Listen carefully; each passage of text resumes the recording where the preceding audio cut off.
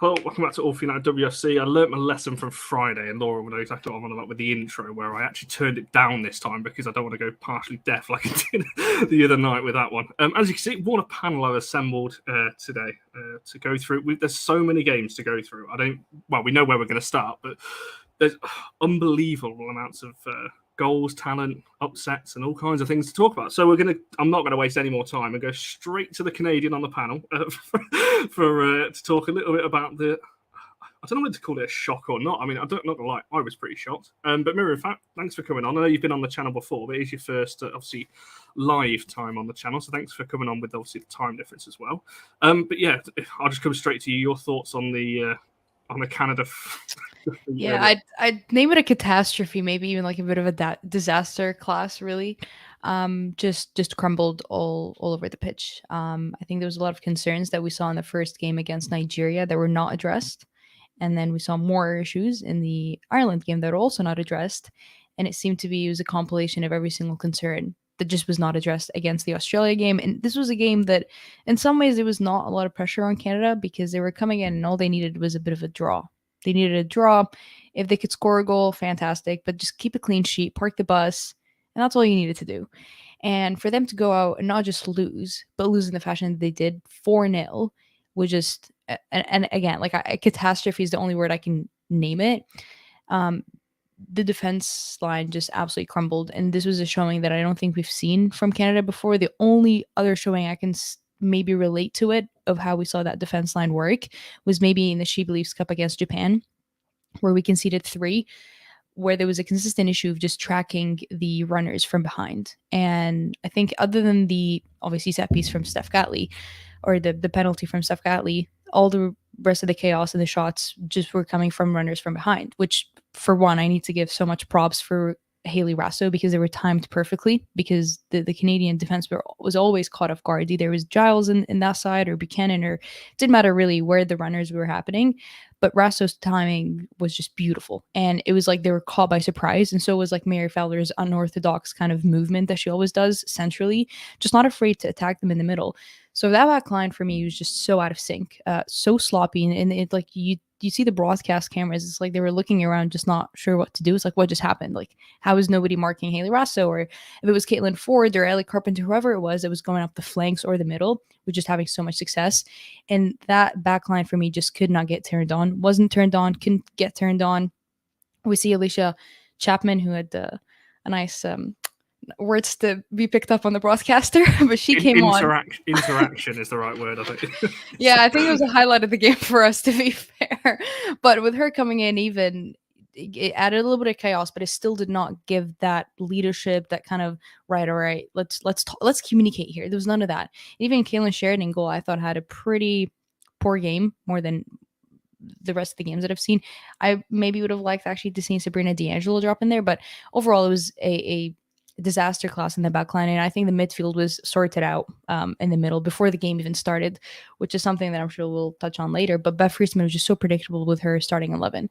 That 3 of Quinn, Grosso, and Fleming, to me, is the best midfield Canada can put. But I think given the problems that we were having in the back and the lack of productivity up front, you can't come up with it again and again and again. And I think when Australia saw that starting lineup and we're like, right, we're going up against the same exact midfield that got exposed last game and the game before it, exclude Fleming, they were probably ecstatic in that locker room. They were like, we've got them figured out. We don't even need to be too worried.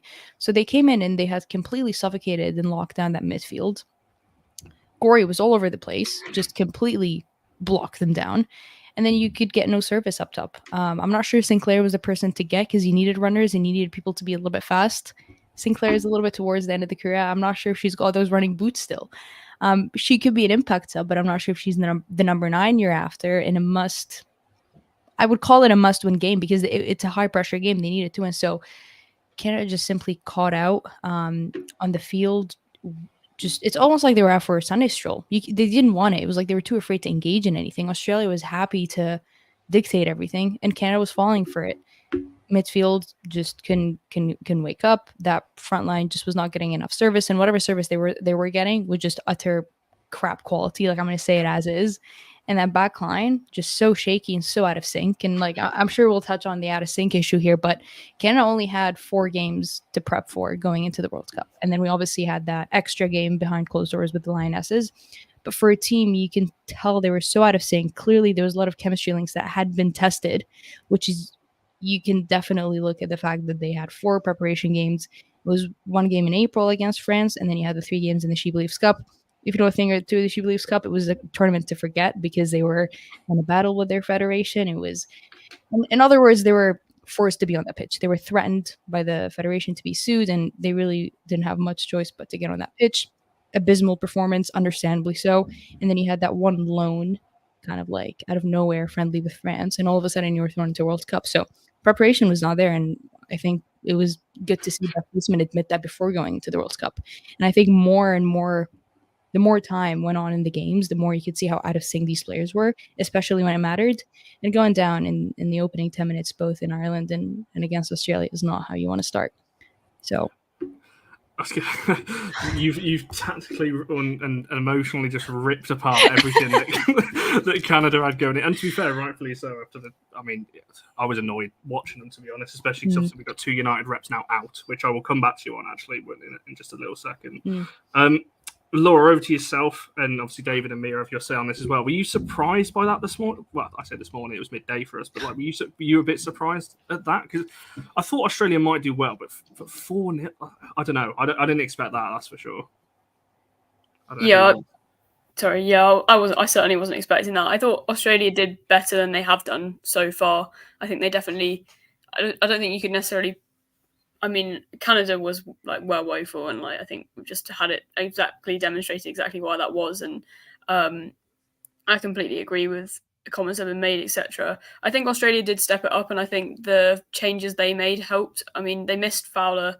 Without Fowler anchor, that was obviously something that they've missed against Nigeria, and I think moving forward out to that left side to work with Catley with like a pre-established kind of connection there from how they work together at Arsenal was really useful, because you're kind of lacking that chemistry that they have with Kerr.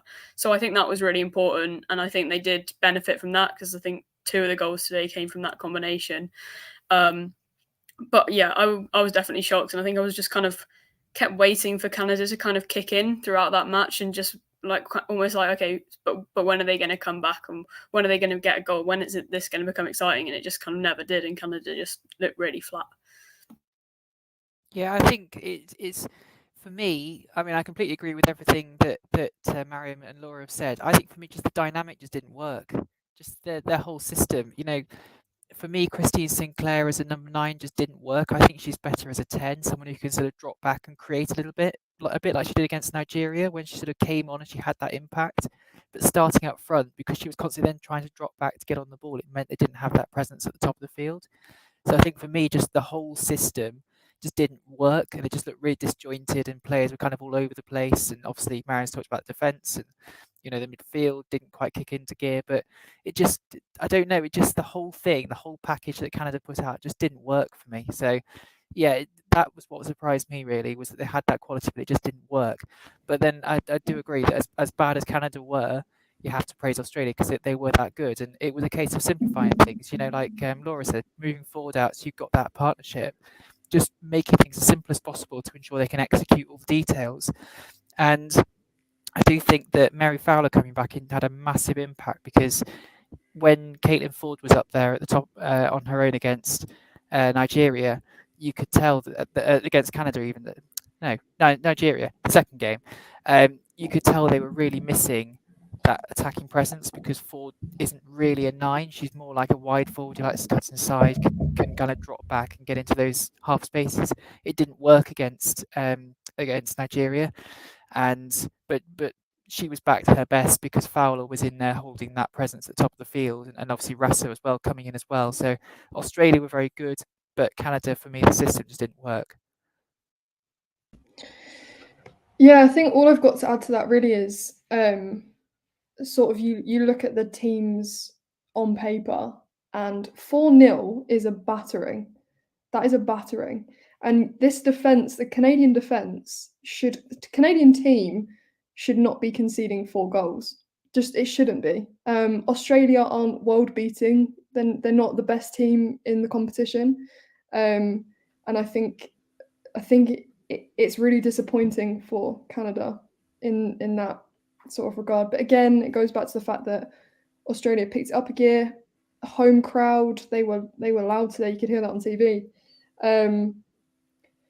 But yeah, I think the keeper, the Canadian keeper didn't have a great game. But again, the ball has to travel a considerable amount before it reaches the keeper. So that you can't put all the blame there. But I think that's the only thing I'll add. Is that it's a real shame that they've not progressed because they've got the team to do it.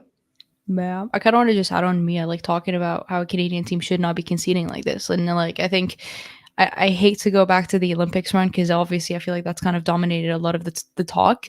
But if you look at that run they had in the Olympics, it was Brazil, US, and then Sweden. Those are very frightening attacking threats. And they were able to keep clean sheets against all of them except Sweden in the last game where it was a Stina Blackstenius goal and they were able to take it to penalties. But even if, despite all the criticism they get of, they're a boring team, they love to defend and park the bus and X, Y, and Z. If it was that easy, a lot of teams would have done it. And if it was that easy, they could have done it again today because it was the same players that they were playing in the Olympics. Jade Rivera in the back, Buchanan, Giles. I think we had a game or two that Zadorsky came in as a substitute, but and Lawrence on the side. So it was the exact same personnels that you're playing with, but just a completely different showing.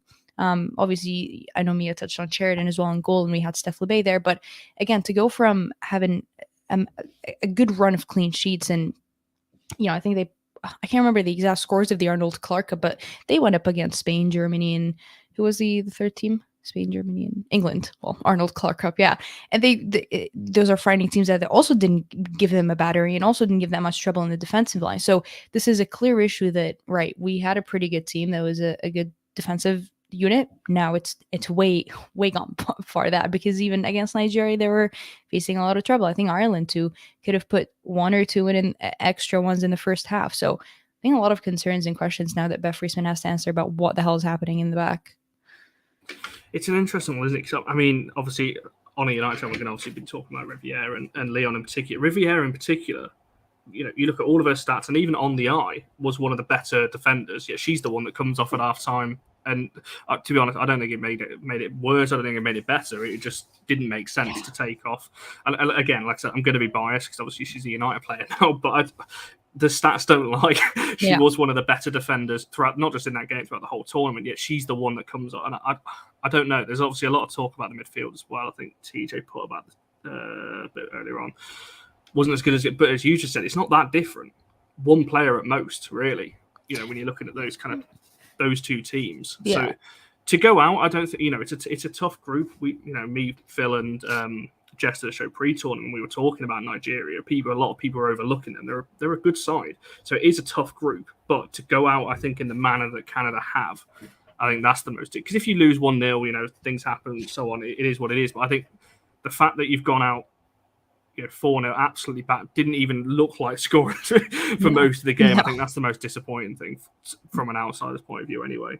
Yeah, and I think even the players even spoke about it at the end. It's not so much the scoreline, which the scoreline makes it terrible, but it just looked like they weren't even in the game. Like I don't think for a second I was like, yeah, a comeback's coming on, or like, yeah, we can definitely get one. Like I think 2 went in, and I don't think Canada's ever come back from a 2-goal deficit. And I was like, great, the stats don't favor us, and I think with how we're playing, we're definitely not going to come back from a 2-goal deficit. So it didn't look like. Yeah, I root them pretty hard and I hype them up pretty hard, but not even me thought they could get 2 goals back. And we're not going to get that England-Canada next round game that we kind of were looking at either as well, which is a little bit disappointing. Speaking of a team, obviously, I will come back to Leon and Riviere to yourself in just a second. But Laura, over to yourself, obviously a team that England are very likely now going to get, obviously, depending on what happens in England's group, obviously Nigeria. What have you made of them and Ireland, I guess, in that group as well? Because Nigeria have, I guess, shocked a few people, but I think if you actually watch them over the last few years, it's probably not really that much of a shock. When you actually watch them, they're pretty defensively strong. Obviously, they're good on the attack as well. But what have you made of those two teams in that group as well? Because it's not an easy group to go into. No, exactly. I think that's the point. Like this group is, I mean, I hate a cliche, but the group of death, as it's been called. And I think the teams in it have very much shown that. I think Ireland have been massively unlucky to kind of get this group as their tournament debut, and I think in another group they might have actually done a decent job. And I think it's kind of testament to how good the other teams have done that Ireland team has been kept quiet, because I think, yeah, they're not amazing on paper, but I think they have tenacity, and I think they're a hard team to play against. And I think they did themselves well for their first tournament. And I don't think it necessarily is a shock that Nigeria are going through. I think maybe because you're looking at like Australia hosts, and some people have them as favourites because of that, and you've got Canada, who are obviously Olympic champions. So from that perspective of like past history and kind of expectations coming into the tournament because of the group they're in, I think that's why Nigeria is the shock. But when you look at how they play and how well they have done and the results that they've got so far in this tournament, I don't think it's necessarily a shock. And I think that's a really tough match for England. And I do think the way England are playing at the moment, we could really struggle there. And I wouldn't put it past at all that Nigeria would come out on top in that match. I can see Miriam's face lighting up at the at the idea of that one. I'm just going to bring up. I don't quite know what you mean by this. I was just having a little laugh about it when you say not even your Lioness Divas could score against Haiti. I don't know what you're on about there. Even after you wrote them off before the tournament started, I don't know. I think you're on about when we were writing Haiti. I thought, to be fair, when you're looking at it on paper, I think we're well within our right to look at that. I think England should have beat them, 4-5-0. I think on another day maybe, but. Yeah, I'm with you. Mia, over to yourself, kind of for those two teams, Nigeria and Ireland. Ellie's saying that Ireland been unlucky. I'm not gonna lie. I don't necessarily think I agree. I think that's about what they've got. I think they performed how they are. But also it is worth mentioning as well. Obviously, ex-United player, and to be fair, Diane's always said 2 dreams for her playing for United, playing for Ireland at a major tournament. Well, she's done both now in the last kind of 18 months. So yeah, really happy for her. But yeah, Mia, what do you make on Nigeria and Ireland's performance in this group? Yeah, just going back to sort of Ireland for a minute, I do agree with you. I think that they've sort of approached most games like how most of the debut teams have, and most of sort of like the lower ranked teams, in the way that they don't have anything to lose. So it's quite messy tactically. A lot of energy in the first half, and then it really dies off, and that's where you can see the others, sort of the other team, take control. But I agree with Laura in the way that they have been unlucky with that group, and I feel like they've got good players, they've got a good setup there, but for their debut, fair play. But yeah, Nigeria are strong. I think that we're going to have trouble a little bit. I think it's arguably going to be our toughest game so far. Again, it's a hard one to approach. They again don't really have anything to lose. And I think especially Lionesses fans and England fans have got last summer in their heads so much that they see teams like this and they think we can just run them over. And then when they actually they show a bit of challenge, it's the end of the world, and we're going to get knocked out, and we shouldn't be losing this. But you've got to give the other team credit, and I think it's going to be hard, and I don't think it's going to be an easy watch for England fans. But I do think it's going to be a challenge, and and I think tomorrow, the China game, I'm sure we'll get there, but that's going to be a challenge as well. There's no easy games in this sort of tournament. No, 100%. Luke, I see your question about who causes England more problems. I'll come back to that in a second and answer to that very quickly. Technically not. Technically, England can still come third. So they're not actually through yet. But it would take a goal swing, I think, of 3, is it? I think. Which is not going to happen. not with Mary Oates in goal. She's not conceding that many for that goal swing to happen, that's for sure. But David, for yourself, what do you make of the other two teams in that group then, Nigeria and Ireland's performances? Yeah, I agree. I think Ireland probably did as well as they were ever going to, as horrible as it sounds to Ireland, because you could see today that Katie McCabe was getting a little bit frustrated because she realised that she's got very, very, very, very high standards, and she could just see that she was almost above the rest of the team, and they weren't quite up to that that level, if you see what I mean. So she was almost trying to create stuff, and then her teammates weren't quite on the same wavelength. So I think in terms of that, Ireland probably did as well as they could. They put on some good performances.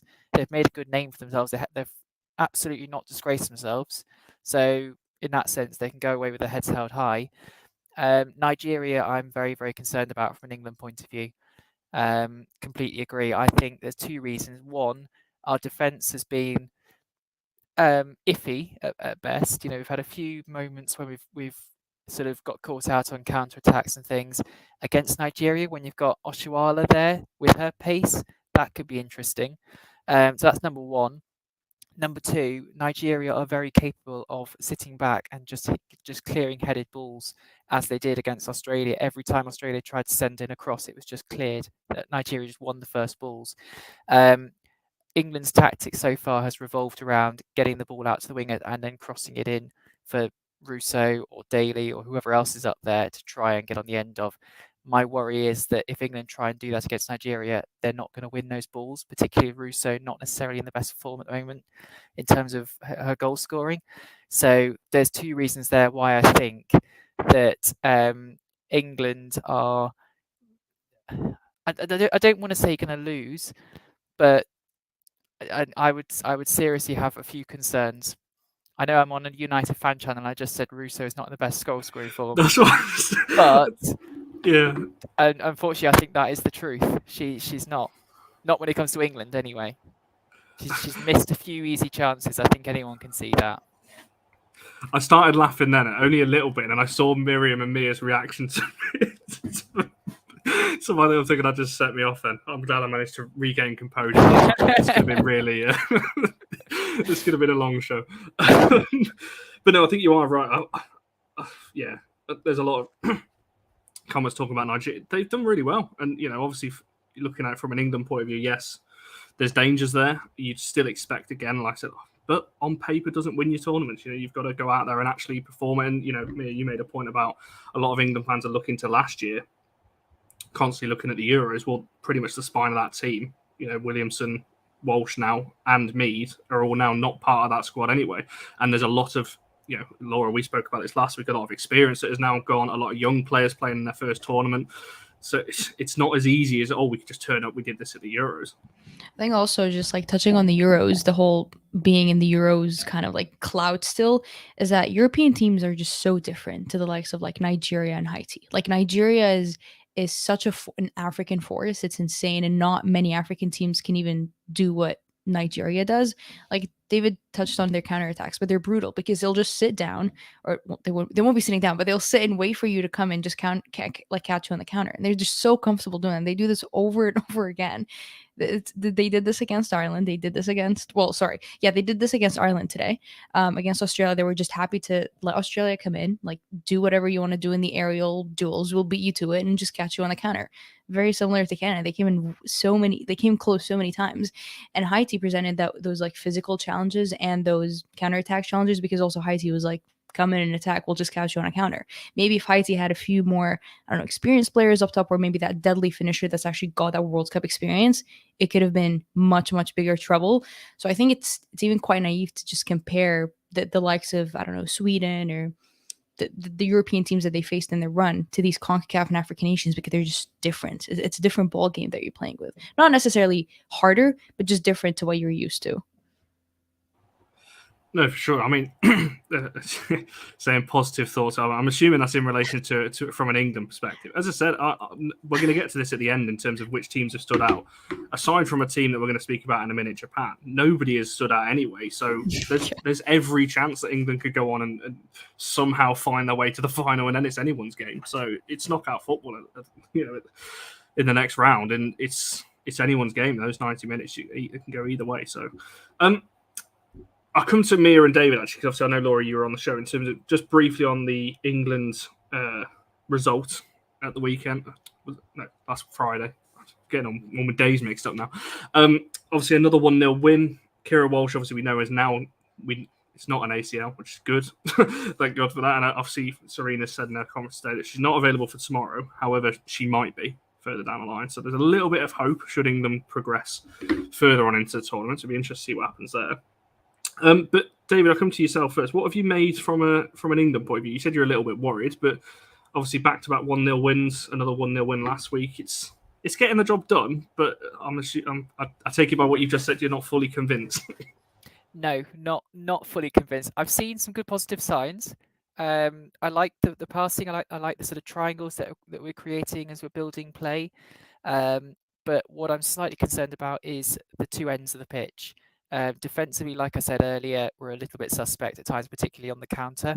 Haiti caught us out a number of times and probably should have scored at least more than one. And in attack, I mean, the lack of goal scoring end product has been well documented by lots and lots of people, and it is there for all to see. And yeah, at the minute, it's a case of getting the job done. But as we start getting deeper into the competition, assuming obviously we get through tomorrow, and we start facing those teams who are likely to put those chances away and who are likely to be slightly tougher to break down, I think that we've got a few issues there that we need to sort out. So yeah, I mean, like I said, there's bits here and there that we like, and there's bits here and there that we can build on. But there's also quite a lot that we need to work on, and it's not the same England team. I think everyone can see that, not just in terms of personnel, but just generally, you can tell that they're not quite at the same level. But you know, they are a very, very good team. They've just got to kind of click a little bit more. They've got the raw ingredients. It's just not quite clicking in the right areas at the moment. Yeah, I mean, Mia, again for yourself. I mean, Ola makes a good point there. A lot of teams started off to look at Argentina in the Men's World Cup last year. They were shocking in the group stages, just scraped through and went on to win it anyway. So, I mean, is there that aspect as well from an England point of view? Or I mean, I like that perspective, Connor. To be fair, that's a nice one. I'd like to think that's going to happen. Do you know what? I am trying to be positive and optimistic in the way that we played better than we did against Haiti. We started really strongly, but then, you know, what happened to Walsh? I think, you know, in interviews, players are like, "Oh, it affects us while she's down, and then as soon as the ball kicks again, and we're back to normal when it's game time." I don't think it works like that at all. I was literally devastated all day. I couldn't stop thinking about it. So there's no way they weren't thinking about it. I think Daly being left back was a good call. I think initially I was like, what on earth is she doing? But I think it worked. She was very good on the wing, put some good balls into the box. There's that sort of thing where you wish she was on the end of the ball that she's just crossed, but you know, it's just one of those things.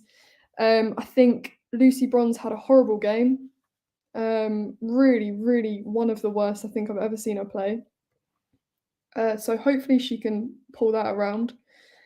But yeah, there's like David said, there's just something that's not quite clicking. And now with Walsh gone, it's like another obstacle we have to get over. Who's going to fill that gap? I think when Laura Coombs come on, she did brilliantly.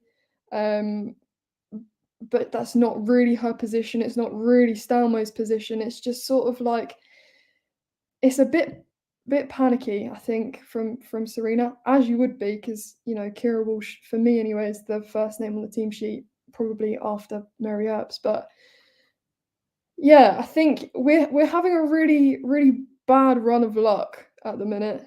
But we keep producing results, and that's all that matters at the end of the day. When you scrape a 1-0 win and you've got 6 points in 2 games, that's all you can really care about in tournament football, and we just hope that we get another 3 points in the next game. You saved yourself at the end there where you said behind Mary Earps. I like that. you know what channel you're coming on to here. James makes a good point. Haiti will beat Denmark 3. To be honest, I don't think it's that hard of a take. I know Miriam is something we've spoken about. I've not been impressed with any of the Scandinavian sides, so I wouldn't be surprised if that is a kind of result that we see. I know we're going to talk a little bit about Norway and Sweden in a second, but I've not been impressed by any of them. So kind of a quick final question to all of you then. A yes or a no, we'll go with that one. Question for the panel: would you play Zellum tomorrow? Obviously, with Walsh confirmed to be out, there's a few options. Obviously, Jordan Knowles could go in there. Coombs, as you mentioned, came on in that game. Zellum seems to be the obvious one, but doesn't seem to get too much of a look in. So I'll just go around the panel. Miriam, I'll start with you because obviously this doesn't really affect you as a non-England fan. But would you be looking at someone like Zellum Like, I think you presented the question greatly. I would play her, but I don't think Serena would. Like, I think for me, she is the clear holding midfielder in there, but I just don't see Serena playing her in that defensive role. I don't know if she'll drop in Laura Coombs again. I don't think she did well, but I don't know if that's her position, and I don't know if she's gonna, when she gets put into uncomfortable positions, how she's gonna deal with that. It's a similar question of when she like played Rachel Daly at left back during the Euros. Like, it worked, but I don't know if that would be your first instinct. So I think that's more of a pessimistic. I don't think she'll play her, but I would love to see Zellem actually get that position, actually get a chance. I feel like she hasn't really even been given a chance really under Serena. Laura, for yourself? Yeah, I think it's a tough one, because I think if you're going for a Walsh replacement who's directly going to replace her as close to, I think, play Zellem. But exactly what Mariam said, like, if you play, I don't think she has the trust of Serena yet, so I don't think she does start. But I also think, what is the solution? Like, I think I said this in the last one, but if you don't start Walsh, I don't think like even Zellem or anyone is going to replace Walsh. There isn't a Walsh replacement. That just doesn't exist, even like within England, let alone like anywhere else. So it's like, do you do a different setup in your midfield, or like is there a different combination? And then it's like, I don't know, I don't feel well placed enough to go, okay, right, I want these like 3 players in midfield. But I don't know if I'd necessarily go for a direct replacement, because I don't think you're going to match what Walsh had, whoever you start. So I think I'd look to kind of change up maybe how I set up. But then again, I don't think Veman will do that either, because I think she's quite like, I want to play this system and people will play this system. So yeah, okay, I'm going to say yes as a definitive answer. Rachel Daly, centre defensive midfield. Why not? We've seen her everywhere else. Let's just stick her in the midfield. Let's see how she gets on. David, would you be sticking Zellem in tomorrow? When she was announced in the squad, I was really happy, because I think with Williamson out, you needed someone to back up Walsh. Obviously, at the time, I think I mentioned that in a tweet and somewhere. And at the time, I didn't obviously expect that we'd lose Walsh for a bit of the tournament. But now that she is gone, I'm really happy Zellem's in there. I'm with Mariam actually. I think I would start Zellem, because I think she offers you that distribution quality, that ability to find passes all around the pitch. But I don't think Serena will. So I would, but I don't think Serena will. Yeah, and Mia, for yourself, Luke makes a good point there. We've seen so many set piece goals. If you're looking at set pieces, there's no better person than Katie Zellem from an England point of view. So would you be looking to start her tomorrow? And as you know, this comment says here, you don't want to sacrifice George, obviously Stanway's ball playing ability, dropping her, I guess, a bit further deeper as well. Yeah, I'm going to sort of be boring and echo the comments that have already been said. But she is the forgotten player in my eyes. There was a post even that United put on the other day of it was like World Cup Reds or something, and everyone had a picture of them playing on the pitch apart from Katie Zellem. I just thought she deserves to be on the pitch 100%. This should be her opportunity. But I can't help but think Serena is going to do anything but. Like, she'll make, even if she pushes Greenwood up and then puts Carter back in defence, like she'll do anything aside from putting Zellem there, because, you know, first tournament, I think to start her as well is quite heavy going straight off the bat. Like, if she was to, I mean, she should have come on for Walsh, like that direct replacement. But I don't think she's going to do that. And I do think it will be an interesting watch to see what she does do, because, yeah, as I say, she likes to put people in places they don't really belong. So we'll see. But I would start her, yeah. I think Serena's favorite line is probably like, "Don't fix it if it ain't broke." She's like, if it's not broken there, like, I'm not going to change it. If it means Greenwood slotting in there, she's a player that's on the pitch already. So yeah, it's going to be interesting to see.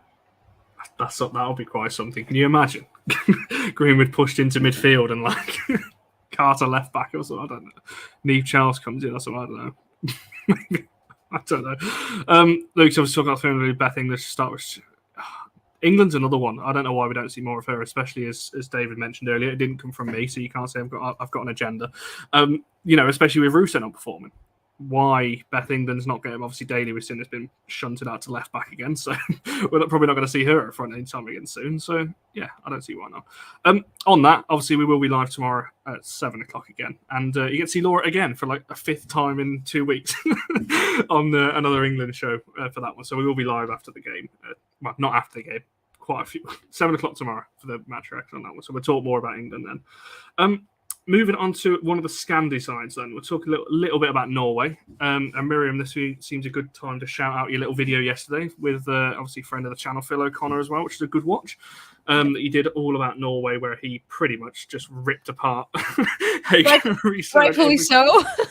Everything to do with Norway, which again on paper when you look at Norway, you think 6-0 win, pretty good. But it's, I mean, what have you made of them? Because 6-0 win sounds good. But, I mean, it wasn't really, was it? I mean, them as a whole, this tournament have just been so poor. Yeah. Well, I think that 6-0 win is a win that's not like, oh, finally they got it together. Like, oh, we're 100% sold. Like, they're going to go rip apart the round of 16, which the round of 16 is a very tough draw for them. I think who they get? Spain. Or no, it was Japan who topped it. Like, I think, like Philip said, like if I was Japan, I'd be smelling blood in the water right now. Like they're gonna rip him apart, especially in the back line. But for Norway, yesterday's win over the Philippines wasn't more so like we saw a dominant force. It was just that individual talent beating the Philippines' individual talent. It was almost like what they needed to do against New Zealand's opening game. And for one, I was just so happy to see Caroline Graham Hansen back in the starting 11. And this is not a sentence that I thought I would say of like, oh, she's finally back in there. But like, this is the state we're currently in with Hegerisa of dropping the likes of Caroline Graham Hansen. Like, I don't know what kind of quality she has as a flaw. But I also think Vilde Boerisa was just a master. Like she was a boss in there. She made, I mean, and Philip said it, like maybe she didn't assist a few goals here and there, but she held that midfield down like a boss. Like her passes were weighed so beautifully. I think I would love to see her again start in the round of 16. I think especially against a team like Japan because of her passes and just how she cuts these lanes. But for Norway, I think it's hard to say that we're convinced purely because of that friction that we've been seeing off the pitch. If the head coach and the manager is not able to connect with the team, what their role is and what is expected of them and kind of what is the plan B and C when plan A is not working, it's hard to see how they could go through. In a World Cup, Mia said there's no easy games here because there's no easy games here. Moving forward, it's only going to get tougher and harder. So for Norway, I think it was good they finally got a win. they got some goals in. But I don't know if this was the Norway that we were still expecting because there were still a lot of flaws that we were like, come on, like, how have you not fixed that? You could see it in the eye. It's like, you don't even need to look at the stats or the players. You could just see it on the pitch. And it's like, I don't know what the analysis staff is seeing in the Norway staff room that is like convincing otherwise. No, for sure. I think you said this on your on your show yesterday. You know, Hege Riis has got a hell of a job if Hegerberg is back for the next round. What on earth does she do there? Because obviously, talk about her as well. Hat trick in that 6-0. Do you drop her after that? But then do you leave Hegerberg out because then that's going to be the story if she's fit? I don't think she can win really. Whoever if you drop a player that's just scored a hat trick. I think regardless of what you do now after dropping Graham Hansen in a game that you didn't even score, there's no winning. there's no coming back from this one. I think given her history too with like Beth England or Beth Meads at the Olympics, like it's looking like a pretty bad record with her and wingers. And she used to be a forward player too. It just makes this story even crazy to think about. It's crazy as well. I think someone mentioned this earlier that the amount of issues or problems there are with coaches and players around. It's not just Norway, Ireland today. It's coming out. You know, Katie McCabe's had a little bit to. Well, she's not saying anything, but I think we all know what that means. When she's coming out on Twitter today, so there's issues there. Obviously, there's all kinds of issues across different federations. There's just so many things that are going on around different squads at the moment. But Laura, for yourself, what have you made of Norway? As we just said there, 6-0 win sounds good, but they're coming up against Japan next to. Everyone in the comments is saying this, that Japan are going to absolutely destroy them with how they've been playing. Are you kind of on board with that as well? Yeah, I think you talk about that dilemma of like who do you start, and it's like you'd expect one of the best teams in the world to be having that dilemma, but Norway looked nothing like that. And I think it's very much like a team of individuals. On paper, you look at all those names and you're thinking, oh my God, these are going to be incredible. And we saw it in the Euros. They just utterly capitulated against England. And you think, okay, well, change of manager, they're going to come together. Something's going to have changed. They're not going to want to waste this talent. Somehow they'll get their act together, and you expect them in the group that they've got. You're thinking this is pretty easy sail through for Norway, arguably, and they've scraped through in second. And that's so unconvincing, regardless of whether they've got a 6-0 in there. It's just utterly unconvincing from them and from the talent that they've got in that squad. And I think it is that kind of very much team of individuals. You think about, I know, like playing at school, and you've got a load of like lads that think they're absolutely amazing, will do loads of skills themselves. I'm not saying this is the Norway players' attitudes themselves, but it's that kind of, they don't want to pass to anyone else. And again, I don't think that's the attitude of the Norway players necessarily, but it's almost how they come together as a team, because they're clearly just not connecting. And like Mariam said, like they did really well individually against the Philippines, and they can do that because they all have the ability to do that as individuals. But as soon as they come up against a team that's really well put together as a squad and who plays together, they're just going to be defeated, and they're not going to have success that way. And I think Japan is almost the epitome of a team that is really well put together, really well structured, and plays for each other, and has absolutely got that down to a T this tournament. And I think it's going to be a really interesting matchup in some ways, because I think we could see Norway get completely decimated once again. Or let's see whether this does kickstart something. But I'm very interested to see just what Japan can do in that match. Yeah, I mean, I tend to agree with what Luke's saying here and what you were just saying. I love watching Japan and so on. The only thing that's putting me off, you're saying I hope they thrash Norway. I don't want Vilda to get smashed again. We saw that with Maria last summer, obviously from a United point of view. I don't want another, we've seen what's happened to Canada today. I don't want the United girls to have a bad experience. We've already had 2 that are coming back a bit early. So, yeah, I'm not so sure on that one. That's a, unpopular. It depends what Norway show. They can beat Japan, but, on their day, they could quite easily beat Japan. But as has been said with the coaches, there's there obviously in Hager Risa, there's clearly some issues there. As Miriam, you mentioned about dropping Graham Hansen, that's clearly caused unrest. There's just so many issues. Tuva Hansen at left back, why? Gura Wright in the midfield. There's so many questions around that squad that they're not going to. If they get past that gate, I'll be amazed. If we do a show, I don't know when our next one is actually. It will be after that game, and I think Phil is on that one. If we do a show after that and Norway have got through it, I will be amazed. That's for sure. I also think the issue with Norway, or Higuita specifically, is that she's just not brave enough to make some changing decisions. Unless a player's injured, with likes of Ada Hegerberg, that's the only way she's going to take them off. There's changes that should be happening during the game to be able to adapt, or specifically against Switzerland. And not to take anything away from Switzerland, they played a very compact game, I thought. But to not be able to beat the Swiss defense with the players that you have up top is honestly kind of like a miracle. It's almost harder to not score than it is to score with the players that they have. And you've got to think she's just not able to take these decisions that are the fine line margins, which is what this whole competition is made up of, those little tiny margins between you and your opponent. So for Higuita, it's just more than even putting a starting 11, but being able to fix that during the game. There's just nothing. There's no initiative. There's no reassessment. It feels kind of like Canada's problem of just no reassessment of your mistakes that are happening, which, listen, we know how Canada's front ended. So I hope Norway is able to look and learn from a few mistakes there. Yeah, I mean, David and then Mia, you following on this one as well. What have you made of kind of Norway and their kind of chances, I guess, in the next round?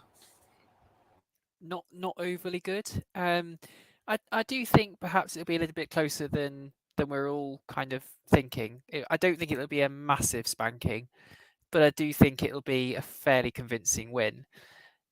Maybe 2-3-0 perhaps, but I don't think it'll be a 5 or a 6. I'll be very surprised if it is, just purely because I think Norway, when they've got when they get everything into gear, as they kind of did today. I know it's the Philippines. I know the Philippines didn't have a great game, but when Norway get everything into gear, they can actually sit back and they can be a little bit more difficult to break down. And I think that'll just force Japan to just rethink and perhaps go to plan B. I think you saw against Costa Rica that Japan had to almost stop playing through the thirds because Costa Rica was sitting back a little bit too much. Japan had to almost go down the wings as their sort of plan B. I think we could see something similar against Norway. I think they could try a different tactic. I wouldn't be surprised if Japan rotate a little bit. So I'm backing Japan to go through, but I think, I don't know, Norway are just one of those teams that just don't turn up, and yet they've got the players, like we've all been saying, they've got the players, but they just don't turn up, and you never quite know what to make of them until they actually step out on the pitch. Like, I'm not sure any of us really saw the 6-0 coming today based on what we've seen from Norway so far, and yet we did. So it's kind of a case of I'm not sure we're really going to know which Norway are going to turn up until they turn up. So yeah, it's a tricky one. What we're basically saying is do not bet money on Norway. You'll be in trouble. I did that last summer. After being on a show with Phil, because that man can convince me of absolutely anything. And he was on there praising Norway, and after that 8-0, I could see the cash out just get less and less, and then it was just null and void after that one. Which, I even travelled all the way down to Brighton, which is 4.5 hours from my house, to watch them in the last group game against Austria, and they got 87 minutes until they had their first shot on target. So that was not if Phil and Alina weren't there, that would have been a complete waste of my time, but there we are. So it answers the question. There you go, there's a little shout out for your show as well, Miriam. But yes, that I will not be believing any Norway hype until we start seeing it actually on the pitch next time. Mira, are you along with that as well? I can't imagine you're going to sit here and tell us how good Norway have been, right? No, not at all, but I think and I'm not trying to excuse them, because they have genuinely been poor and they were not good at the Euros either, so it's not a new Norway. But there has been so much noise about Norway. I feel like that's all I see is something's happening with the Norwegian team. Someone's been pulled aside. Hege Riise has done something that looks weird, or do you know what I mean? There's a lot of noise. And again, I know I'm on a United channel, but this is seriously, in my opinion, Vilde Boro Riise has been the sure thing in that team so far. When Englad was replaced and Boro Riise come in, she's rightfully started the 2 games following that. She deserves to be in that position. She provided an unbelievable assist. But again, 6-0, that sounds a lot, and it is a lot, but I think they played the game cleverly. I think a lot of the goals scored were sort of over the top. A lot of the Philippine players were short. You've got big, tall Scandinavian strikers in the box. They're going to finish it off. And I think also the Filipino keeper, McDaniel, was fantastic and has been the whole tournament. She's done a tremendous job. It's not easy as a goalkeeper for a team like that, and I'm saying a team like that respectfully as possible, who are probably most favourite to leave the group at the group stage. But there's some fantastic, I'm echoing everyone else now, but there are some fantastic individuals, and Boro Riise's transfer value has just gone up tenfold.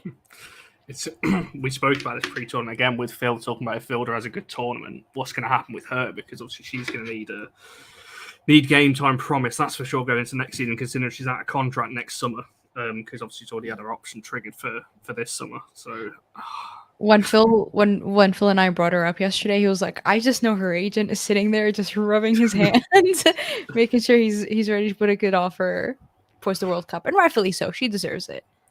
No, for sure. And don't ever say we don't give you top-notch tactical analysis on this channel. Mia just said right there, tall Scandinavian, short Philippine. That's the tactic right there. Just loft into the box of the top. So don't ever say we don't bring you the best. Why do you have me back? I do this every time. Why do you keep inviting me on here to embarrass myself?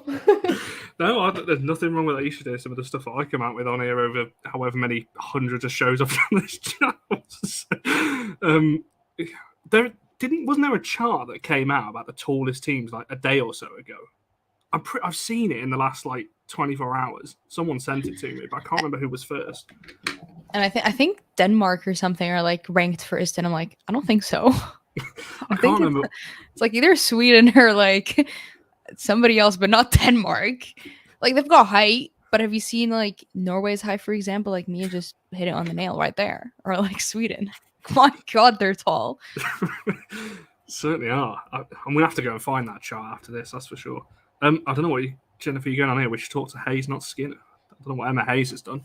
She's on punditry duty at the moment in commentary and all that kind of thing. Speaking of, well, let's talk about one of the, I guess, shocks of the weekend or the last week or so. We've got to talk about this Colombia-Germany game because that was, I think a lot of people are calling it the game of the tournament so far. A lot of people I know that were there had the best time and incredibly jealous with all the videos they were sending me, which is a bit annoying, but I did quite enjoy seeing them. But Miriam, thrown over to yourself, I mean, talk to us about that game. I mean, the first goal was just, from Kai said, just incredible. That first, I mean, for me, that's up there with the goal of the tournament so far. I know the McCabe one and so on.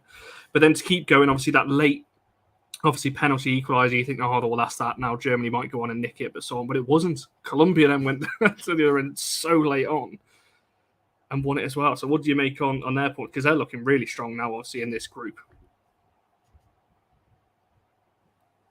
Sorry, I like lost my mic. My cursor. I couldn't find it. Yeah, and I think to lose it on a set piece too. Like if you watch Colombia, you know how good they are on set pieces, and they came out and like full on and confessed that you cannot leave Colombia out on set pieces like this. But also, I think Germany just looked frustrated, and in some ways they had a block of creativity, which is not something we've seen in recent, I want to say, year and a half from Germany. Usually they're able to be quite productive with what kind of forward ball movements they want to do, or like just what numbers or who they're sending up front. But it was weird to see them kind of just be like stuck of options yesterday. Like things weren't working, but they were still going after it, and you could tell they were frustrated.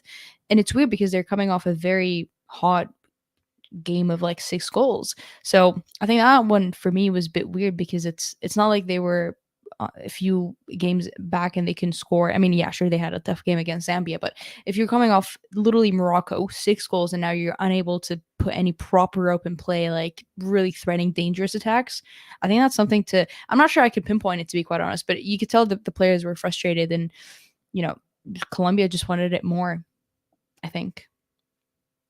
Yeah, I mean, Laura, is that how you kind of saw that game? I mean, Luke saying as well that goal, the first one, is just ridiculous talent. The footwork in the box for ages as well. Somebody was talking right at the start of the show in the comments about, can United sign it? I don't think that's going to happen. I'm pretty happy over at Real Madrid, so I wouldn't put any money behind that one, that's for sure. But how do you see that one? And do you think that is up there? I mean, this coming here saying it's up there with Nigeria, Australia game of the tournament so far?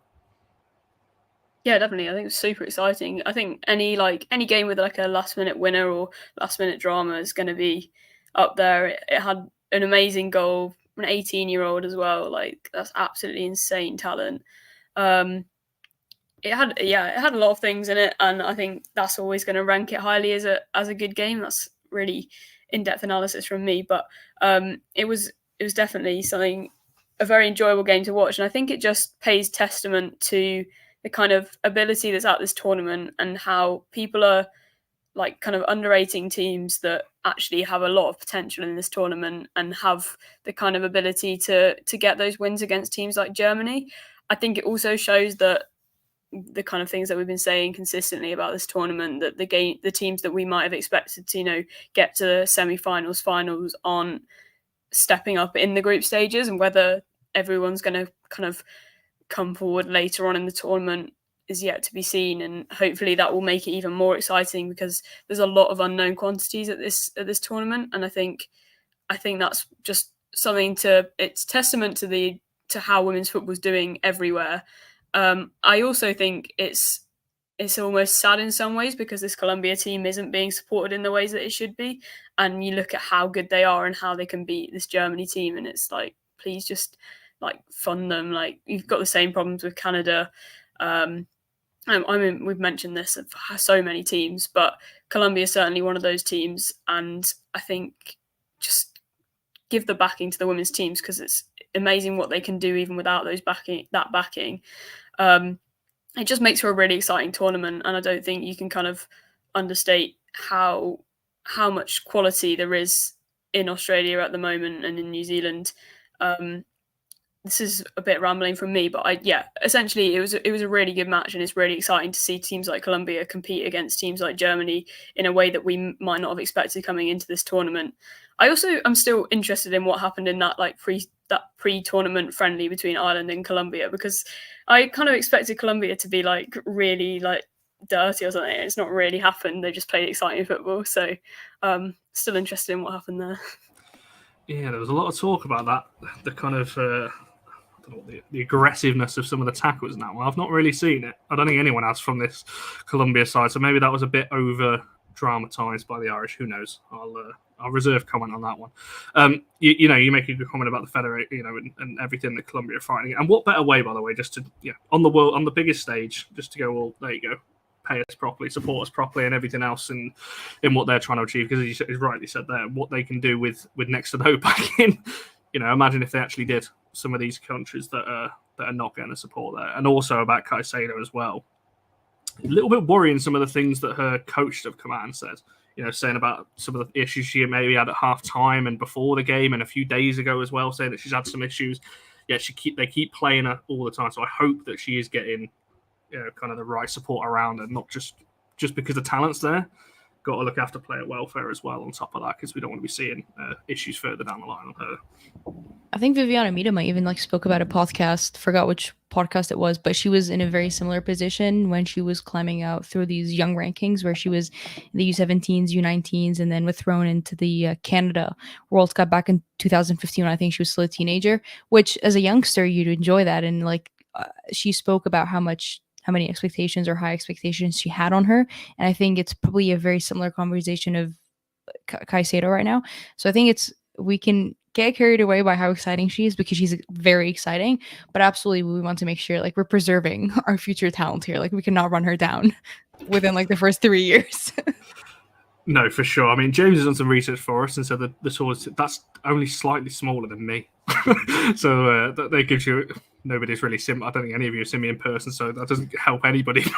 But yeah, just a little bit smaller than myself. But David, and then obviously Mia, for yourself, what have you made on that game in particular, and just Colombia in general? Like I said, looking pretty strong in the group now on 6 points, so obviously looking pretty solid. I think TJ said earlier on, potentially, should they obviously top the group in England, obviously go through as well, then there's a potential quarterfinal on the cards for England, Colombia as well. Yeah, I think they've impressed. I've enjoyed watching Colombia in both games, because I think they play a really exciting style of football. They kind of press from the front. They're really energetic. They're aggressive. Obviously, if reports are to be believed about the Irish game, perhaps a little too aggressive. But again, we don't know about that completely. But aggressive in that they like to close players down. We saw against Germany, they shut Pop down basically the entire game. I mean, I don't know how many challenges. I lost count of how many times Pop went down under a tackle or whatever, because they shut her down so often. But they play really good football, and it's exciting, and it's the sort of football you want to sit and watch for 90 minutes. And I think what they did against Germany was they kind of just disconnected everything. They forced Germany to. So the defense couldn't really pass out from the back. The midfield didn't really have the same impact. Obviously, Pop, I've spoken about, didn't have the same impact because she didn't have that time and space that she likes. So I think that's kind of where I don't want to say where Germany went wrong, because I don't think they actually did go wrong. I think Colombia were just that good. No, I've enjoyed Colombia, and I think if they go to the quarterfinals and do play England, that could be a really interesting game tactically. I'm going to ruin this really professional analysis here and say that I didn't actually watch the game, so I've got no idea. I've not seen any of the goals. What I will say, I know, awful. I will say is, this is probably really ignorant, like an ignorant European thing to say, but I root for underdogs, and in my eyes, Colombia are the underdogs. Unless anyone's playing against England, then I don't root for the underdogs. But I like the fact that I looked at the scoreline and it was 2-1 to Colombia. I like that. I think it's good. We've had a lot of conversation at Vavel about Alex Pop and how good she is, and she obviously scored a penalty, but I can't give you anything because I've not seen it, so I'm just going to stop talking and we can move on. So I'll come back to you in a second with the kind of the last couple of things that we're going to wrap up with. But I think TJ saying about the Colombia, how many Colombian fans have shown up. I don't know about travelling crowd. I think obviously aside from the host nations, the island fans are Irish. There was a lot of Irish there, but I think that's because there's a lot of Irish people that actually live in Australia anyway. So I think that's helped. But potentially, I don't know whether there is going to be any kind of figures on that. But I think the US has got the most traveling fans, but I also think the US is like a massive nation, so that probably helped, like population wise. But I think the US was released figures that they had the most amount of traveling folks out there. There we are. James is still going with his height thing. So he's saying here Zambia is the shortest team, average of 1.5. That is quite short, to be fair. So sorry if anyone is around that height. By the way, I'm just Still leave it taller there. than me. I feel bad now. Yeah, TJ saying all 330 million of the yeah, so quite a large population to choose from. But Mia, I'll throw it back to yourself then. I'm hoping you've watched one of this. To be fair, any of these teams in this group. Obviously the France, Brazil, Jamaica. Who else is in it?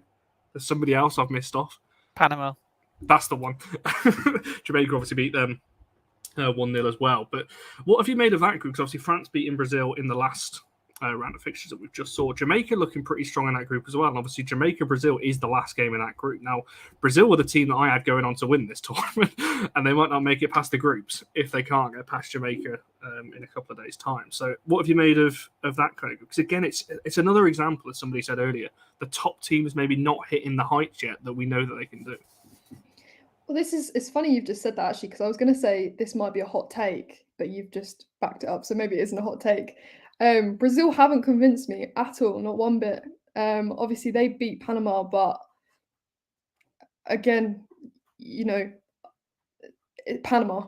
Respectfully, it's Panama. And when you've got a Brazil team with how they play with that flair and that technique, and they're just confident and showboating, that's what we know from the Brazilians traditionally and historically. So we didn't get any of that in the France game. We really didn't get any of that. I think France were good. I think they have arrived a little bit. Yeah,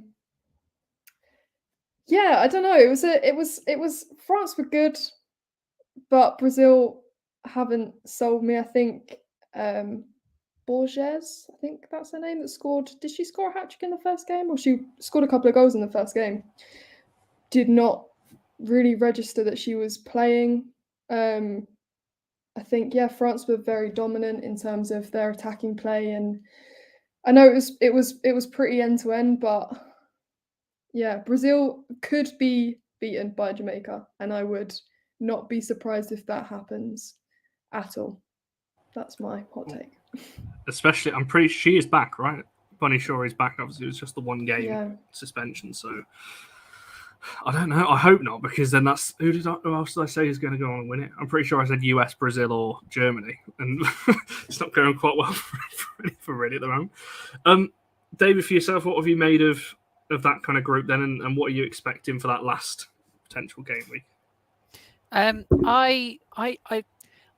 France, for me, I never have high expectations of. I never did anyway, because obviously they had their issues, but I don't this tournament purely because for me they're still in transition. They're still trying to get used to Hervé Renard's style, and you can see that they are. And it's not to say that they're struggling with it, but you can see they're still learning, they're still adapting, they're still improving, they're still finalizing little details here and there. So for me, them having a successful tournament is getting a couple of wins and showing that they've got something they can build on going forwards, because I think for them it's about the long term with Hervé Renard. So for me, I think they're doing okay. Brazil, obviously, Panama was Panama. Panama, I have to say, I thought Panama actually played really well in that game. I thought there were bits when they actually did really well. I thought they defended quite well. I thought the keeper, I can't remember, Bailey, I think her name is, absolutely fantastic. Made some brilliant saves.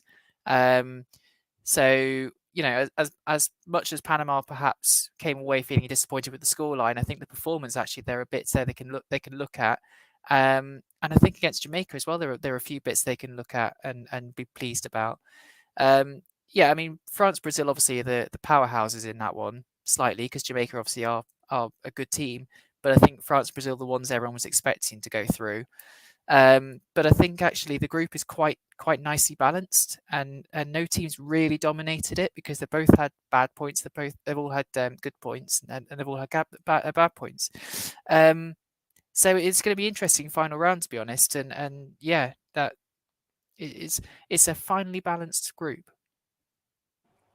Yeah, nicely put. Finely balanced group. We'll go with that one. Laura, what have you made of those in that group? Because yeah, it's a tough old group. You know, I think everyone expected France and Brazil to go through, but it's not looked as easy as I guess some people maybe thought. Yeah, I think I've got to be honest, I'm going to do a similar thing, and that I've not caught an awful lot of this group. I've seen highlights of the games, but I don't know how much analysis I can give you off like the goal highlights.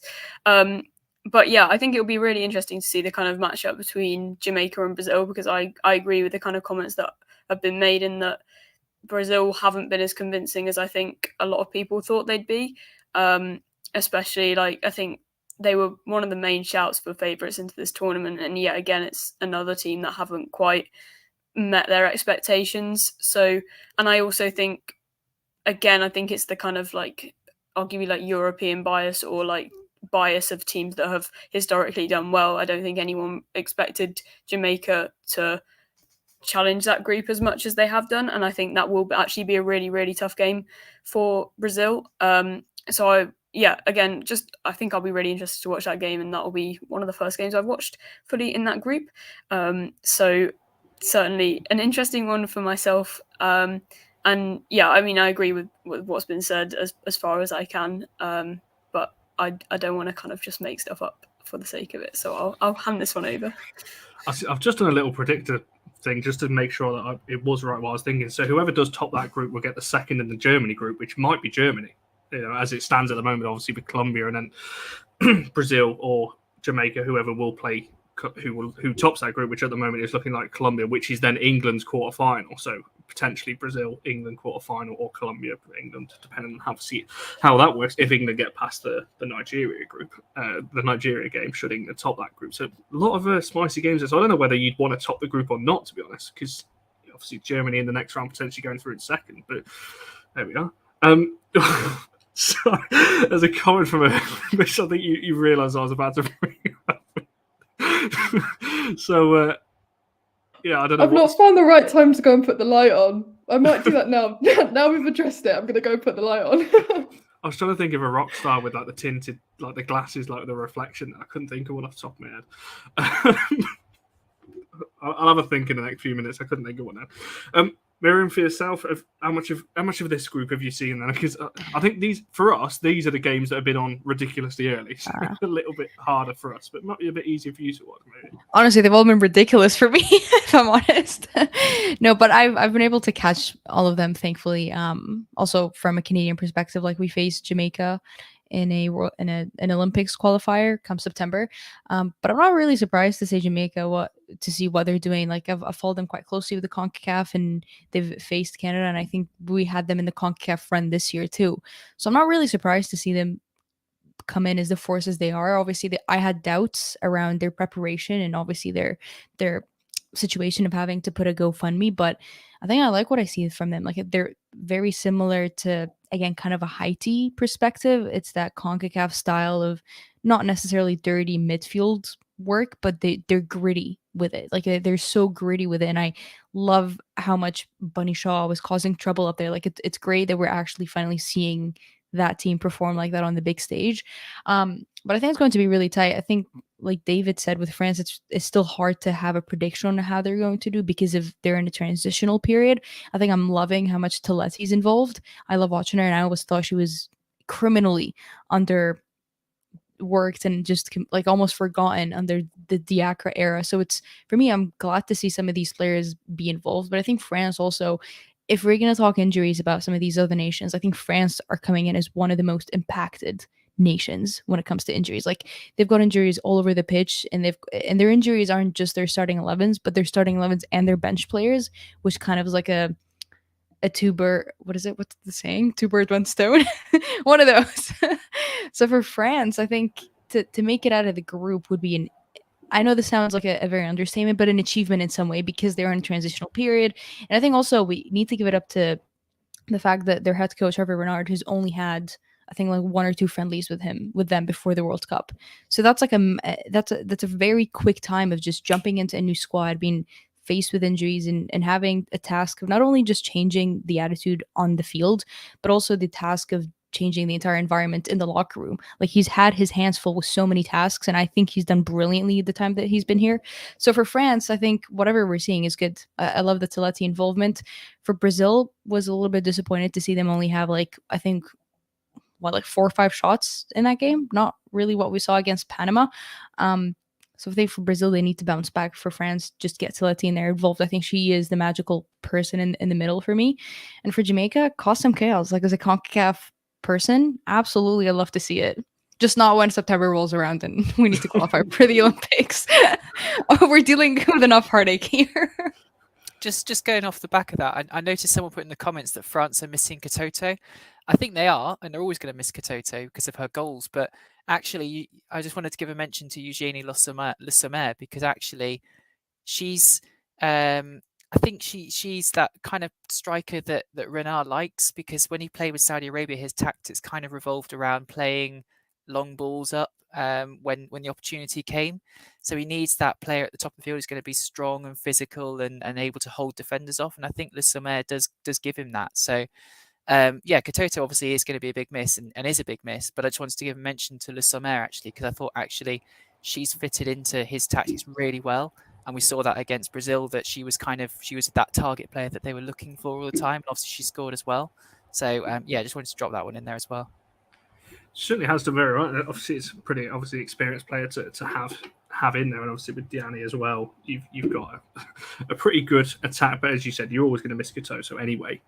Any team would from that point of view. But I think Miriam, you're right to mention the injuries, because there's a lot of nations obviously talking about injuries. England in particular, obviously, we like to bring it up a lot. We've got a lot of injuries, but it is obviously key to mention as well. So do a lot of countries out there, that are missing a lot of key players as well. The kind of final game or games of the week, or the kind of group I want to talk about, obviously the USA group, tomorrow morning for us over in the UK, we'll know who's through in that group as well and into the next round.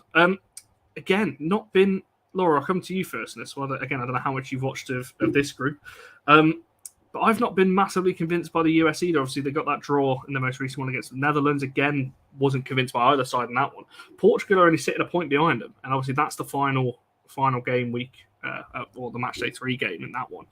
Could we see Portugal cause I mean, that would be an upset, right? if Portugal go and beat the US and knock them out of the tournament in the group stage. Do you think that could happen? And what have you made of that group and how it's shaped up? Yeah, I certainly wouldn't rule it out. I think Portugal have proven a tough team to play against for anyone. I think they've set up well to kind of cause problems. I'm not going to rule it out, but I don't see it happening. Not because I've been completely convinced by the USA and their quality in this tournament, but I think they're tournament wily enough, and I think they have enough experience in their ranks that they will get through. I think you don't win 2 World Cups, and I know the squad might not be exactly the same, but I don't think you win 2 World Cups and kind of go out at the group stage. Maybe they're going to prove me absolutely wrong and make me look stupid, but I just don't see it happening purely on a kind of experience. We know what we're doing. We know we need to get the goal. We know how to set up to get that goal, and I think that will see them through more than anything. The kind of just knowledge of how to play tournament football, how to grind out those results when they need them.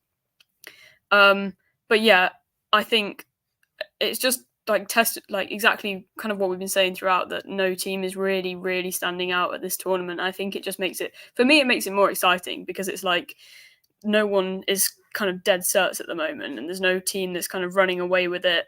Arguably, you could say Japan, but I think there's teams at this tournament that will challenge them as well if they kind of get in their stride. So I think it's just really exciting to see the tournament so open. And kind of, exactly the kind of fact that I wouldn't rule out Portugal is testament to that any team can kind of take points off anyone here. It sounds really cliche, but I think it is important to kind of. I think Portugal have done really well, and I do think they're a tough team to play against. But overall, I think USA should kind of win that game. Yeah, it's an interesting point. And David, I'll throw it over to yourself and also kind of tying in Luke's comment and obviously talking about the Netherlands in that same group. Interestingly, my thoughts on it, they were one of my flops of the tournament alongside Sweden, so that's going well for me, isn't it? If Netherlands do end up going far, and then Sweden shut me right. I think I messaged Miriam the day before saying, Sweden really aren't impressing me, and then they go and win 5-0. I don't even think it was the day before. I think it was like hours before. That shut me right up, didn't it? And yes. I think they heard you and just took it personally, and they're like, all right, here's 6 goals for you. Yeah, so that shut me up. But David, what have you made of the US, Netherlands, and Portugal? Obviously, Vietnam also in that group, but obviously they can't. They could have an impact in who goes to, obviously, if Portugal and the USA draw and Vietnam somehow pull out a win from the Netherlands game, then it's Netherlands that go out. And, it answers Luke's question right in the groups. But what have you made of those teams in that group and obviously the USA-Netherlands game in particular? Yeah, I completely agree. I haven't been convinced by the US at all. Vietnam defended very well against them. That was the comment that I got from that game, that they struggled to break the Vietnam down.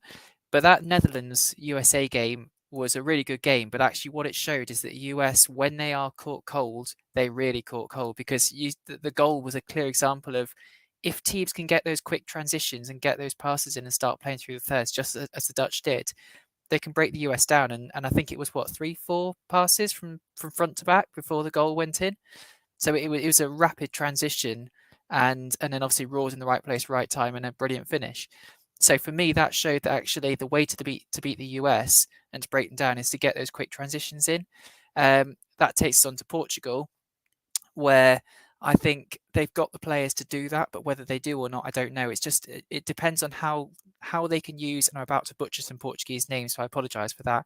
Kike Nazare and Telma Encarnação, I think is her name, how you say it? I don't know, I probably said that really wrong, but anyway, those 2 players, and obviously Jessica Silva as well. But I think if they can get them into the right areas and get them on the ball and whatever, then they might be able to cause some problems. The thing that slightly concerns me about them is you look at their performances and you've seen the disjointedness. Silva's been sort of pushing forward on her own. The others haven't really been joining in, so you've got those gaps, and that I think is probably what might let them down. But as I say, that game against the Dutch was the one where the US, I think that's where they kind of really showed what they're made of, because they were really poor in that first half, and yet they came back in the second, and they were like a different team. But I saw someone in the comments say something about Vlatko Antonovsky and his kind of tactics and his substitutions really letting them down, and I do agree with that, to be honest, because I thought actually when Rose Lavelle came on in against the Dutch, it was the right move to bring her on, but I wouldn't have taken De Mello off for her, because I think actually De Mello was the best player in the first half. She was the one kind of getting on the ball and making things happen and playing forwards. But if they get a point from it, but I don't know. There's little bits here and there about the US that I'm not convinced about. That forward line sometimes disconnects and they look a bit ordinary. When they don't break defenses down, they look really ordinary. So I think the US will beat Portugal, but I don't think it will be as simple as a game as some might expect. And I think obviously the Dutch against the Vietnam, I think, will be fairly one-sided, because the Vietnam's decisiveness at the back is horrendous. So there'll be quite a few chances for the Dutch, I would have thought.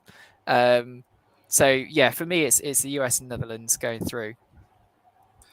No, that's fair enough. And I think if there's any United fans watching, just keep an eye on Portugal, because we are, from a United point of view, looking at some of the Portuguese players there. So just keep an eye on maybe a couple of names that you might see over the next few weeks, should they get knocked out of the tournament as well. So we might see some movement on potentially some of those as well. Mia, for yourself, and then Miriam just following to kind of bring us home on a kind of wrap up of most groups that we've covered in the last hour or so. But yeah, your thoughts on that group in the US? Yeah, so again, I'm going to be that guy. I watched 45 minutes of the USA-Netherlands game, and at that point, I think it was like 3:45, and I was like, no, this is too early for me. Which half did you watch? Did you the first or the second? The first half. Yeah, the first half. I stayed up. And then I think it was, I can't remember. Anyway, again, I like an underdog. I'm gonna root for Portugal because I really like the idea that we get a new World Cup winner this year.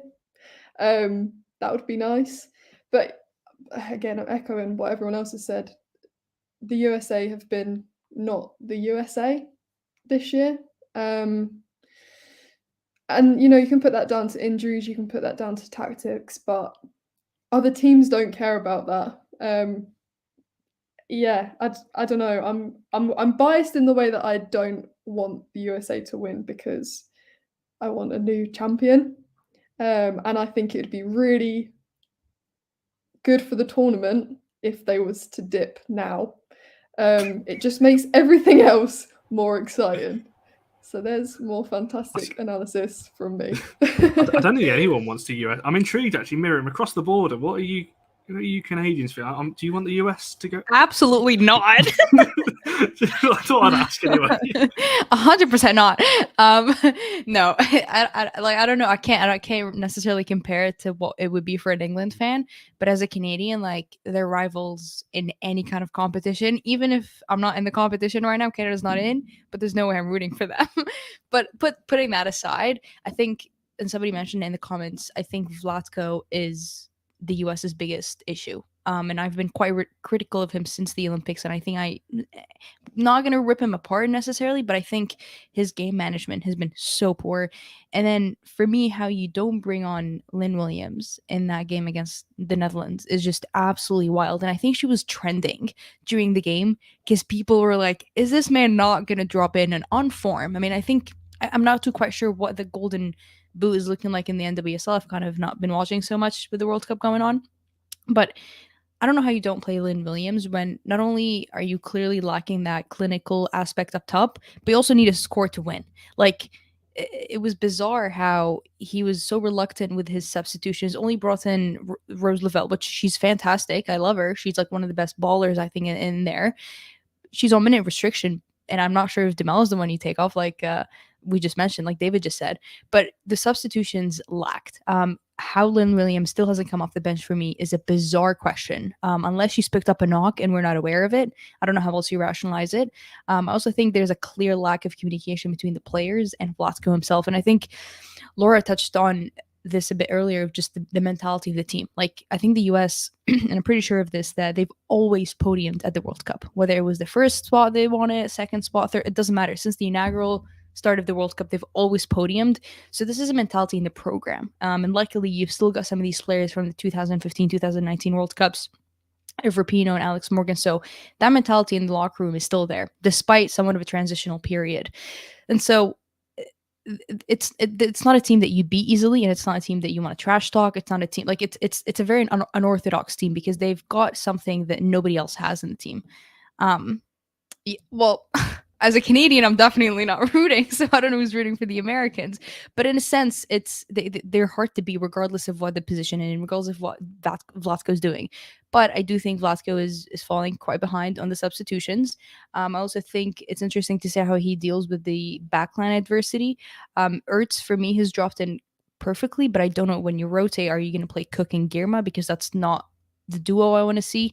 I often make a joke like on my channel that Cook is not cooking because in this US system, for some reason, she just can't cook with Girma back there. So the US will win it, and I think they'll go through with not so much struggle, but it's more so of making sure that the players are on the same page with Vlatko. Because I was able to watch the press conference because I was up for the game, and Vlatko was like, yeah, we're happy with the point. We just beat the Netherlands, like, kudos. And then you've got Alex Morgan, like, in the other interview saying, like, no, this was not enough. Like, we want to win. And so there's kind of that, like, difference of what we want to achieve and, like, how far we want to go. And that's ruthlessness. Like, that's what the US is known for, just to be absolutely brutal. So a few issues to address again with the coaches, but the US is just a tough cookie, honestly, and I hate to say it. Yeah, you can never rule them out of any. It's the same. I always look at the Germans in the same light. You just don't rule them out in tournament football, do you? It's just different. I mean, everyone's saying in the chat, it would be quite something to see USA go out. It would. TJ wouldn't be very happy. I'm pretty sure, TJ, if I'm not mistaken, you are also American. So sorry, you probably just listened to us just say how much we don't want you guys to win it for the last 15 minutes. So apologies. I hope you come back. I know you are a regular and you have been for the last 2 years, so I appreciate that. It's all good. I'm sure you'll be rubbing it in on our final review show. Should US go on and win it. To make things better, you guys did beat us in the CONCACAF final, so it's like a Canadian really can't talk that much about an American. You guys just beat us in the CONCACAF final, so kudos to you. They just win everything, don't they? They can stop. Right, my last question before each of you, then, kind of a quick fire on before we wrap this one up. Have your tournament predictions changed since, obviously, we're on match day 3 for the most part now? Obviously, we know some of the teams that are in the next round. Has your tournament prediction changed after seeing what we have done so far? Mia, I'll start with yourself. I assume you're talking about like who will win. Yeah, so final winner, whatever you want to be. Has it changed? Yeah, it has, because I'm down myself. Yeah, I think it has changed because I don't think the US are going to win it, and that was who I think everyone has their money on them to win it. I really do. I think beforehand, just because they're serial winners. They're like Chelsea in the WSL. They don't lose out. They get the job done no matter how it happens. They'll finish it off. But yeah, I think and I hope that that's changed. David? Yeah, like Mia, anyone who asked me before the tournament, who are you backing? And I said I can't see past the States. I think no matter how badly they're playing, they find a way to get the point, get the win, whatever, and they just manage to get through. And I think maybe when we get to the latter stages, we'll perhaps see them start coming alive a little bit more. I think it's been a slow start, but there's potential there that they can maybe put on a performance or two. So I think maybe if it's changed, it's maybe just gone down slightly. I still think States might win it, but I don't think it'll be as comfortable a run-in as they might have hoped, as some might have expected. No, that's fair enough. Laura? Yeah, I'm straight on the Japan bandwagon. I just want someone fun to support, so I'm now gonna root for Japan and say that I think they'll win it. Let's. I don't know. I never wanted to say the States, even if they were likely to. I never had them down just because I didn't want them to win again. So if I predict it, I feel like I'm conceding already. So I think I had Brazil down, and I don't think they're going to win it. So I'm going to jump on the Japan bandwagon for a bit of fun. No, that's fair enough. 100%, by the way, Jay. Yeah, no. I mean, they were one of my 3 that I chose, but yeah, I've not budged on mine just yet. But Miriam, who did you go for out of interest, and have you changed your mind on that after what we've seen? Well, I was going initially for a Germany-US final, like everybody said US. But I think this maybe could be my recency effect of just this morning. But I think Australia could actually make a pretty deep run purely because what they just did was without Sam Kerr. So imagine Sam Kerr back in that selection. And I think the confidence they're going to be riding after battering the Olympic champions 4-0 against a team who hasn't conceded 4 in years. I mean, and they kept a clean sheet against them. To be fair, it hasn't really been hard to keep a clean sheet against Canada, but in a general sense, they know they've got that momentum and they know they can come against the odds, because today absolutely was against the odds for them. And in some ways, it's actually going to be nice to know that the team that knocked us out could make a pretty deep run. So I think the only thing that's changed is that I've possibly rated Australia a little bit higher. Again, it could be my recency effect of this morning, but the morning has been. The cloud is still there. Yeah, I was going to say it's been quite the morning for you. That's for sure.